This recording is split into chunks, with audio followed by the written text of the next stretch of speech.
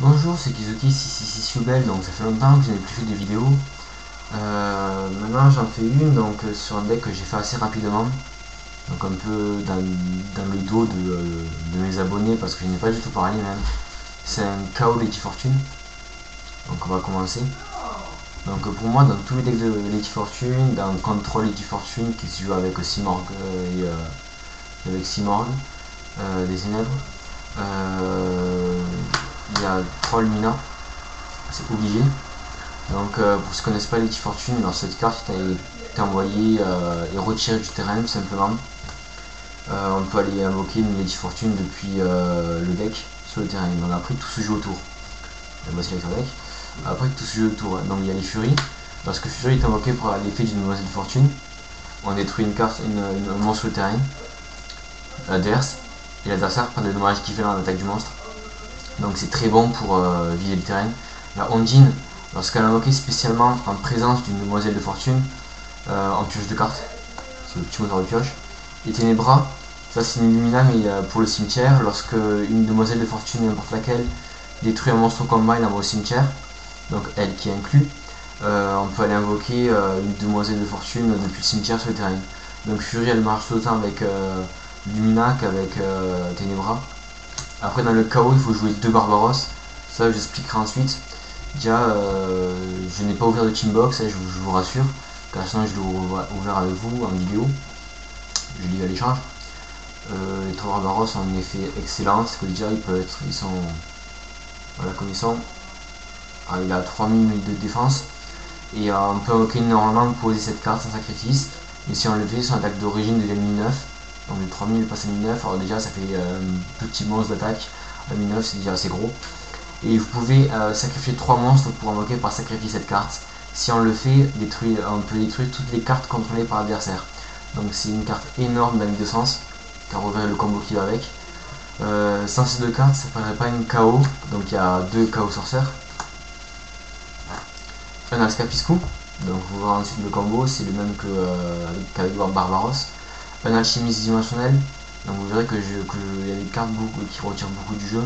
Donc le Alchimiste dimensionnel, je n'activerai jamais son effet, donc de mêler une carte en RDP pour remonter 500 points, c'est plutôt la seconde. Déjà c'est un monstre très facile à détruire et quand il est détruit, on peut aller prendre une carte retirée du jeu, l'ajouter à sa main, c'est assez cool. Un Caius, donc voilà, seulement pour aider le terrain. 2 Spy, c'est pour les magiciens, c'est pour quand je lance magicien, c'est une bonne défense ou un truc contrôle de terrain, donc monstre à 2000 défense. Voilà, ça fait toujours bon à voir lorsque l'adversaire joue des petits monstres à son tour. 5 gants bien sûr, et 2 synchroniseurs, un plague en gold et un gale. Voilà. Ensuite on a 2 visions du futur et une terraformation. Donc voilà les combos tout simplement. Donc avec Lumina, pour ceux qui ne connaissent pas Lumina quand on l'a invoqué.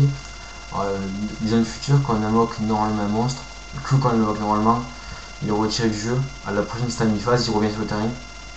Lumina sera donc retirée du terrain. Pas retirée du jeu, attention, pour son effet. Elle peut être envoyée au cimetière avec un outil, mais quand elle est retirée du terrain, on peut aller chercher les autres. Ensuite, Barbaros, ça c'est énorme parce qu'on l'invoque sans sacrifice. On le retire du jeu. À la fin de stamina phase, il revient, il aura 3000 d'attaque. Donc en un tour, on fait passer un monstre de 1009 à 3000, c'est énorme, tout simplement énorme. Et pour ceux qui ne connaissent pas les esprits mortels de la Terre, déjà pour ceux qui voient l'animé, ce sont des cartes qui peuvent attaquer directement les live points, ce sont des cartes énormes. Donc elle a 2100 d'attaque. 2100 d'attaque, ce sont des cartes énormes. Donc pourquoi je joue elle dans ce deck? Car déjà les esprits mortels de la Terre, j'explique. C'est une carte que s'il n'y a pas de carte magique de terrain sur le terrain, bien sûr, elle est détruite. Et alors cette carte est retirée du terrain excepté par son propre effet. Donc là ce sera par l'effet des visions du futur. Je pète tous les monstres adverses et je lui inflige des dommages équivalents et j'ai infligé des dommages 800 fois le nombre de monstres détruits par l'effet. Tout ceci est simplement énorme. Donc voici le KO Lady Fortune. Voilà, c'est un deck que j'ai découvert par hasard et je me suis dit un peu je l'ai personnalisé et ça donnait ça et ça c'est cool. 2 futurs de fortune. comme je retire beaucoup de monstres, j'ai des Lady Fortune dans le cimetière. Et elle, je prends retirer du jeu, pardon. Lorsque j'ai une demoiselle fortune retirée du jeu, je la renvoie au cimetière, je pioche 2 cartes. 2 trous dimensionnels, c'est une carte qui est sortie il y a longtemps, donc Serviteur du Pharaon. Retirez du jeu un monstre de votre terrain, donc on sait tous où ça peut être l'esprit dans la terre, ça peut être Lumina, ça peut être Barbaros. Jusqu'à votre prochaine stand phase, donc il revient. Et la carte monstre compte toujours dans la limite des 5 monstres, des 5 cartes monstres.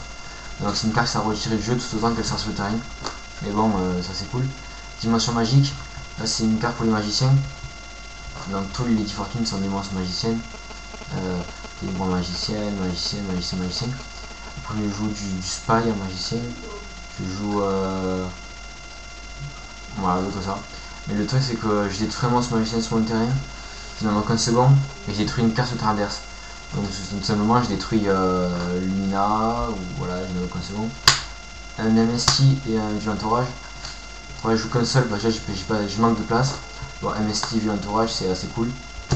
Monster Reborn, Lighting Vortex, Invitation des Ténèbres, et Transaction, Barbaros, c'est un monstre de niveau 8. Ensuite, 3 impressions forcées. Ça, c'est pour l'adversaire, bien sûr, donc c'est des cartes dédiées au monstre adverse, mais aussi dédiées pour Lumina, car Lumina, quand elle est retirée du terrain, les impressions forcées marchent aussi. Je la renvoie tout simplement dans ma main. Une force miroir du radius, c'est une carte que j'aime bien jouer. Là je manque de force miroir, et force miroir c'est pas la même chose. Là c'est tellement une force miroir, mais il faut que mon adversaire a 3 monstres plus sur le terrain. Parce que quand je suis en difficulté. Un dimensionnel, très défoncé. Bref, ça reste un dimensionnel. Un trappe sans fond et un hommage torrentiel. Voilà. Et pour l'extra deck, on a un dragon bouche à étoile. À niveau 8, on a aussi le guerrier colossal. Pour le 7, on a le maître des armures. Après, en niveau 6, donc ça j'attends un colis de Master Hyperion 50. C'est 2 sorcières de la calamité. Donc ce sont des cartes vraiment bien. Comme j'ai les symphoniseurs, c'est mon magicien et tout ça. Et que les Lady Fortune, elles évoluent au niveau de leur niveau. Et parce que les Lady Fortune, elles gagnent un niveau durant chacune des stand phases. Et leur stack dépend du niveau, donc des fois c'est x200, x400, tout ça. Et ensuite l'android magique. Voilà, l'extra deck je sais qu'il est incomplet, mais il est suffisant pour que le deck tourne bien. Voilà, donc c'était Keisuke 6 Subel qui a présenté un KO Lady Fortune.